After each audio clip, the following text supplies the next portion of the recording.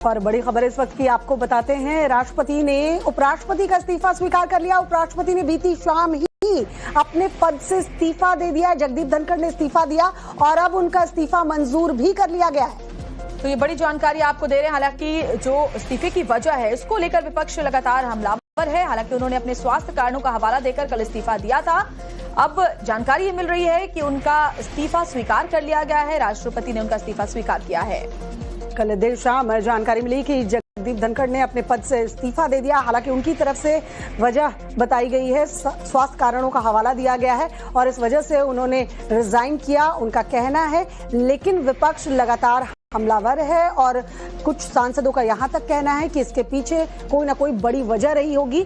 जो वजह बताई गई है वो वजह नहीं रही है। और देखिए, इतनी जल्दी राष्ट्रपति द्रौपदी मुर्मू द्वारा इस्तीफा स्वीकार करना, ये भी अब विपक्ष के सवालों के घेरे में रहेगा। और दरअसल मानसून सत्र के पहले ही दिन इस्तीफा देना, सवाल उसमें उठने विपक्ष की तरफ से इसलिए भी लाजमी है क्योंकि सत्र के पहले इस्तीफा न देकर सत्र के पहले दिन इस्तीफा देना। और अब सबसे अहम सवाल यही है कि अगला उपराष्ट्रपति कौन होगा, कौन इस पद को संभालेगा। और तब तक राज्यसभा की कार्यवाही को उपसभापति ही संभालेंगे, क्योंकि बड़ी जानकारी है कि अब इस्तीफा स्वीकार कर लिया गया है।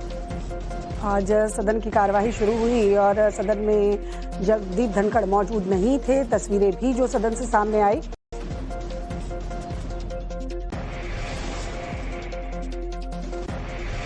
और हमारे सहयोगी अमित इस वक्त हमारे साथ जुड़ चुके हैं।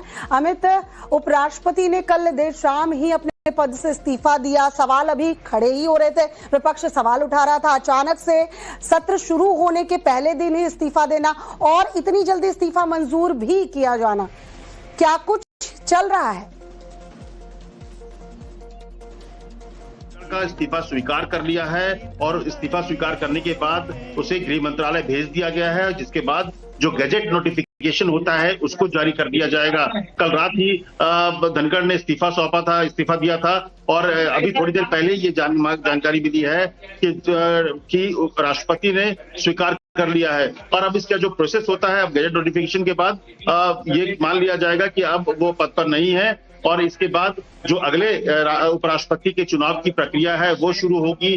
वो चुनाव कब होना है, कैसे होना, वो बात की बात है। लेकिन सबसे बड़ी खबर यही है कि राष्ट्रपति ने उपराष्ट्रपति धनखड़ का इस्तीफा मंजूर कर दिया है और इसको लेकर कई तरह की बातें आ रही है। हालांकि उन्होंने स्वास्थ्य कारणों से का वजह दिया था कि उनका स्वास्थ्य ठीक नहीं है, लेकिन जो सोर्सेज बता रहे हैं कि उसमें एक बड़ी वजह ये भी थी कि कल जिस तरह से जस्टिस वर्मा के रिमूवल का जो मोशन है उसको लेकर जिस तरीके से उसने टिकट किया था, उसको लेकर भी सरकार खुश नहीं थी। वो एक तात्कालिक कारण माना जाता है कि जिसकी वजह से धनखड़ को इस्तीफा देना पड़ा था। तो फिलहाल सबसे बड़ी खबर यही है कि धनखड़ का इस्तीफा राष्ट्रपति ने स्वीकार कर लिया। बिल्कुल अमित, और एक और जो अहम सवाल है वो ये कि अब अगला उपराष्ट्रपति कौन होगा। तो क्या इसको लेकर के कोई जानकारी, कुछ नाम जिनके ऊपर चर्चा चल रही हो?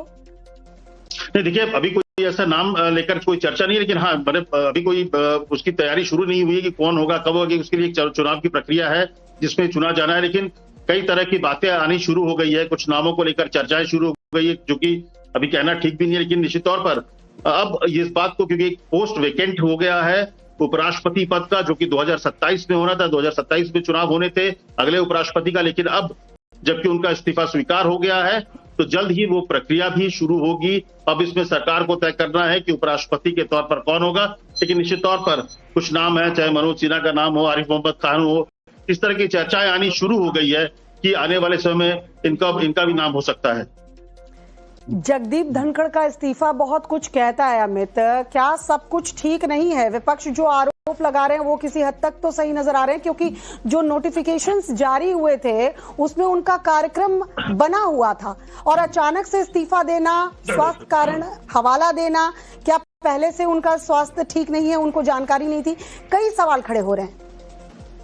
निश्चित तौर पर देखिए, और अपोजिशन की तरफ से सवाल खड़े भी किए जा रहे हैं। लेकिन कल जिस तरीके से जस्टिस वर्मा को लेकर, क्योंकि सरकार ने पहले ये तय कर लिया था कि लोकसभा में जस्टिस वर्मा को लेकर जो मोशन आएगा वो लोकसभा में आएगा और उसको लेकर 145 जिसमें कि राहुल गांधी और तमाम सांसद थे, उन्होंने हस्ताक्षर किए, वो सबमिट किए गए।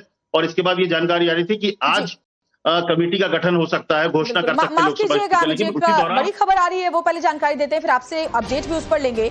दरअसल उपराष्ट्रपति के इस्तीफे पर राज्यसभा में हंगामा। दोपहर 2 बजे के लिए राज्यसभा की कार्यवाही को स्थगित कर दिया गया है और विपक्ष इसको लेकर हमलावर है। विपक्ष उस कारण को जानना चाहता है और सवाल कई तरह के विपक्ष उठा रहा है। 2 बजे तक के लिए राज्यसभा की कार्यवाही स्थगित की गई है। अमित, अब जानकारी दें।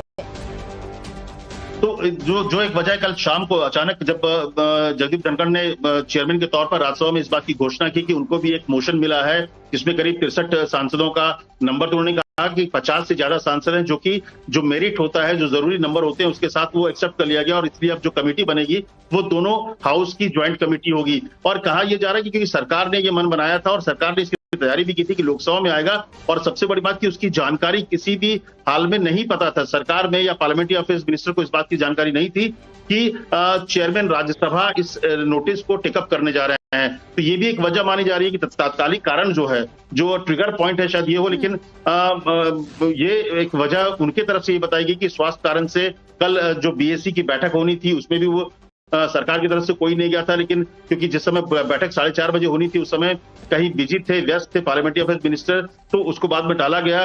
तो कई ऐसी वजहें हैं, लेकिन खुलकर कोई अभी न सरकार की तरफ से कोई स्टेटमेंट आया है, ना ही कोई स्टेटमेंट उनके तरफ से जो उपराष्ट्रपति की तरफ से जो बयान जारी किया गया था कि जिसमें उन्होंने इस्तीफे की जानकारी दी थी कि सिर्फ और सिर्फ कि उनको खराब स्वास्थ्य का हवाला दिया गया था।